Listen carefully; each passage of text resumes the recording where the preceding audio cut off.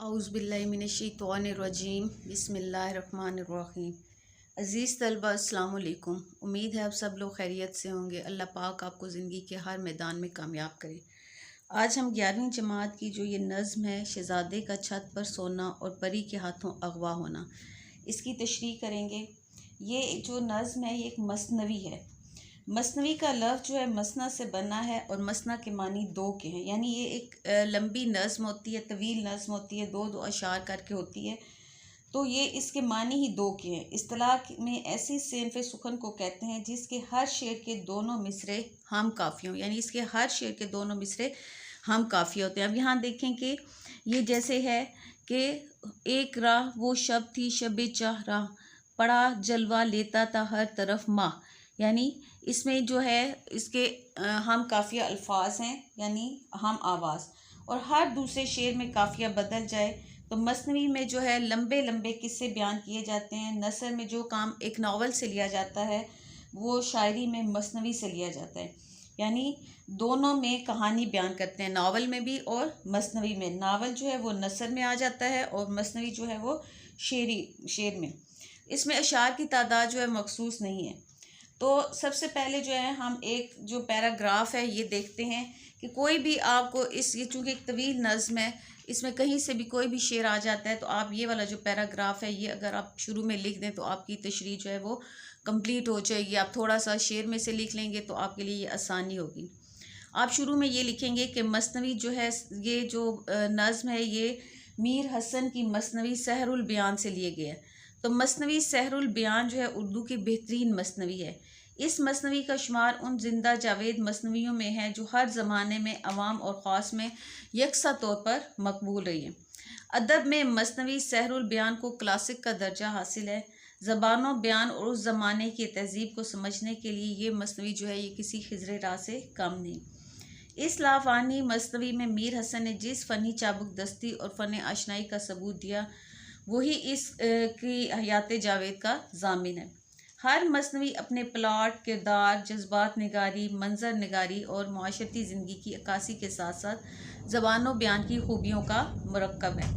इस मसनवी को मीर हसन ने 1782 में लिख लिया था। उस वक्त तक चूँकि बड़े सगीर में छापे खाने नहीं होते थे, तो ये मगर ये किताब जो है आम हुई और हर किसी ने इसको पसंद किया। 1803 में जब फोर्ट विलियम कॉलेज कायम हुआ तो ये फोर्ट विलियम कॉलेज के छापा खाने से छपी। ये मसनवी जो है उहद की उस फ़ज़ा की जहाँ तकल्लुफ़ व तसन्नुह का दौर दौरा था उसकी भरपूर अक्कासी करती है। तो ये वाला जो पैराग्राफ है थोड़ा सा तारफ़ी पैराग्राफ आप लोग ये इस मसनवी में लिख देंगे। तो ये जो है हम इसका भी थोड़ा सा इसका ख़ुलासा भी देख लेते हैं कि ये मसनवी जो है इसमें क्या कहानी बयान की गई है। चूँकि मसनवी एक तवील नज़्म होती है, इसमें एक कोई दास्तान बयान की जाती है, तो इसमें भी एक शहज़ादे जिसका नाम बेनज़ीर था उसकी जो है कहानी बयान की गई है। तो उर्दू में जो है लातादाद मसनवियाँ लिखी गई हैं, मगर जो शोहरत सहरुल बयान को हासिल है वो और किसी को नहीं मिली। खुद मीर हसन की दूसरी मसनवियों के मुकाबले में ही इसको ये जो है बहुत ज़्यादा शोहरत मिली। तो इसकी कहानी ऐसी है कि किसी मुल्क में एक बादशाह रहता जो अपनी मनसफ मिजाजी की वजह से, यानी इंसाफ पसंदी की वजह से राया में बहुत पसंद किया जाता था। बादशाह को तमाम नेमतें मैसर थी मगर उसकी औलाद नहीं थी। उसे औलाद जैसी नेमत से महरूमी उसकी ज़िंदगी की जो है सबसे बड़ी महरूमी थी। इसी मायूसी और महरूमी में बादशाह जो है दुनिया तर्क कर देने का इरादा कर लेता है, यानी वो अपनी बादशाह छोड़ने का इरादा करता है। तो वज़ीरों के मशवरों पर वो इस इरादे से वक्ती तौर पर रुक जाता है। शाही नजूमी जो होते हैं बादशाह के यहाँ उसे एक चाँद से बेटे की पैदाइश की खुशखबरी देते हैं, मगर वो उसकी सलामती और ज़िंदगी में चंद ख़तरों की निशानदेही भी करते हैं और उसे एहतियात की तलकीन करते हैं। एक तो ये कि 12 साल तक इस शहज़ादे को महल के अंदर रखा जाए और रात को खुले आसमान तले सोने न दिया जाए।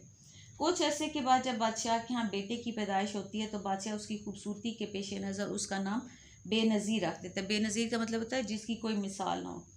12 साल शहज़ादा महल के अंदर रहता है। 12 साल का आखिरी दिन जब इसकी उम्र बादशाह के हिसाब से पूरी हो चुकी थी, हालांकि इत्तेफाक से एक दिन अभी कम था, तो शहज़ादे जो है वो जो शहज़ादा छत पर सोने की ज़िद करता है तो बादशाह इजाज़त दे देता है। बादशाह का ख्याल था कि अब उसकी उम्र पूरी हो गई है 12 साल। तो बादशाह इजाज़त देता है, तो आधी रात को जो है वहाँ से एक मारूफ परी का गुजर होता है, तो वो शहजादे को देखकर उस पर आशिक हो जाती है और उसे उठाकर अपने साथ परिस्तान ले जाती है। शहजादे की गुमशुदगी की खबर महल में तो क़यामत बनकर आती है। शहजादे की जब तलाश शुरू होती है मगर वो नहीं मिलता। शहजादा मारूफ परी के पास बहुत गमगीन रहता है। उसकी परेशानी दूर करने के लिए जो मारूफ है उसे उड़ने वाला घोड़ा ला देती है। शहजादा घोड़े पर सैर कर रहा होता है तो उसे बदर मुनीर का बाग दिखाई देता है।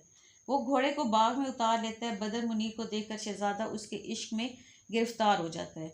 खुफिया मोहब्बत का इल्म जो है देव के ज़रिए मारूफ को होता है, तो वो गज़बनाक होकर शहजादे को एक अंधे कुएं में डाल देती है। उधर बंदर मुनीर जो होती है वो शहजादी होती है, अजब उसका हाल हो जाता है।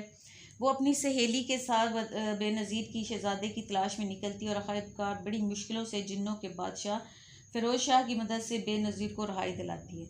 दोनों की शादी हो जाती है। ख़ुद नजमुन्निसा फ़िरोज़ शाह के साथ ब्याह कर लेती है। तो ये जो नज़्म है जो आप लोगों की, इसमें मसनवी का वो हिस्सा दिया गया है जब शहज़ादा छत पर सोने की ज़िद करता है और परी के हाथों अगवा हो जाता है। यानी इसमें पूरी जो आपकी नज़्म है, वो जो मसनवी सहरुल बयान है वो पूरी नहीं दी गई, उसका कुछ हिस्सा दिया गया, उसके कुछ अशार दिए गए हैं और ज़्यादातर हिस्सा वो है जिसमें शहज़ादा जो है वो छत पर सोने की ज़िद करता है और परी के हाथों अगवा हो जाते हैं। अब हम इसका देखते हैं शेर नंबर 1 और 2। कज़ारा वो शब थी शबे चार दा, बड़ा जलवा लेता था हर तरफ माँ, नज़ारे से था उसके दिल को सुरूर, अजब आलम नूर का था ज़हूर। अब पहले आप लोग जो है मुश्किल अल्फाज के मानी देखें।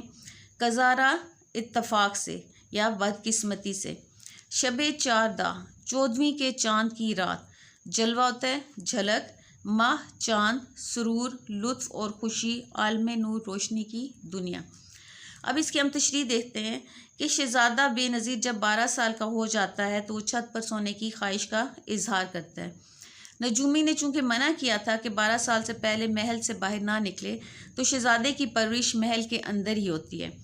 12 साल मुकम्मल होने पर बादशाह के ख्याल में अब कोई इसको ख़तरा नहीं है, लेकिन बदकिस्मती से एक दिन कम था। चुनाचे बादशाह जो है वो शहज़ादे को छत पर सोने की इजाज़त दे देता है। चुनाचे इस शेर में शायर जो है उस रात की उसने मंजर कशी की है कि वो रात जो थी 14वीं के चाँद की थी। ज़्यादातर जो इसके ये शुरू के अशार हैं इसमें वो जो है रात की मंजर कशी की गई है और शहज़ादे की खूबसूरती को बयान किया गया है। तो हर तरफ चांदनी, जब चाँद की रात की 14वीं का चाँद होता है तो हर तरफ उसकी चांदनी होती है और काफ़ी जो होता है खूबसूरत नज़ारा होता है। तो 14वीं रात का हर नज़ारा इस कदर दिलकश और खूबसूरत था कि शहज़ादा उसे देखकर मस्त हो गया। शहज़ादे की खुशी देखने वाली थी। चाँद की रोशनी चार सू ऐसे फैली हुई थी गोया रोशनी का एक जहान वजूद में आ गया हो। अब शेर नंबर 3 और 4 देखें। अजब लुत्फ़ था मीर सैरे महताब का, कहे तो कह दरिया था महताब का, हुआ शहज़ादे का दिल बेकरार, ये देखी जो वहाँ चांदनी की बहार। मीर हसन जो है उनको मंजर निगारी पर अबूर हासिल था। वाक़यात के ज़िमन में मनाजिर की जो जुज़ियात हैं यानी छोटे से छोटे हिस्से को भी वो तफसील से बयान करते हैं, तो उस पर उनकी गहरी और वसी नज़र है कि पूरा मंजर जो है वो मुतहर्रिक होकर हमारे सामने आ जाता है। यहाँ पर भी उन्होंने रात के वक्त चाँद के नज़ारे की दिलकशी को बयान करते हुए कहा है कि रात की गहरी खामोशी में चाँद बहुत खूबसूरत नज़ारा पेश कर रहा था। खुशगवार हवा के झोंके चल रहे थे और यूँ महसूस हो रहा था जैसे नूर का कोई दरिया बह रहा है।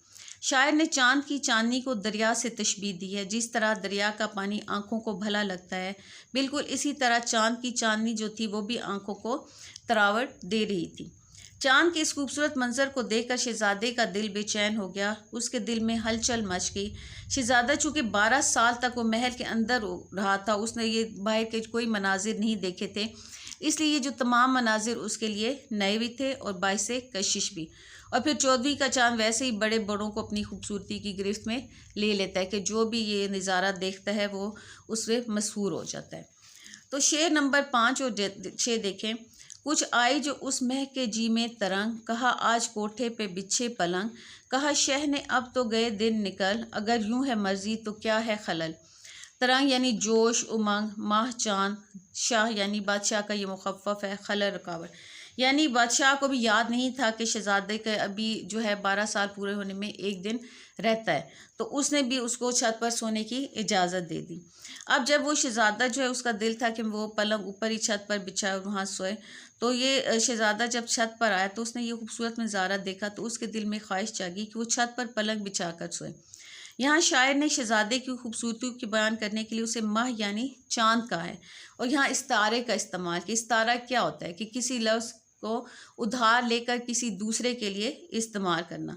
तो यहाँ शायर ने उसको चाँद जैसा नहीं कहा बल्कि चाँद कहा है, क्योंकि 12 साल से पहले शहजादे को महल से बाहर जाने की इजाज़त नहीं थी, हत्ता कि छत पर जाने की भी उसको इजाज़त नहीं थी। तो अब जब उसको इजाज़त मिली तो उसको बहुत जल्दी थी, क्योंकि 12 साल उसको उनके ख्याल में मुकम्मल हो चुके थे।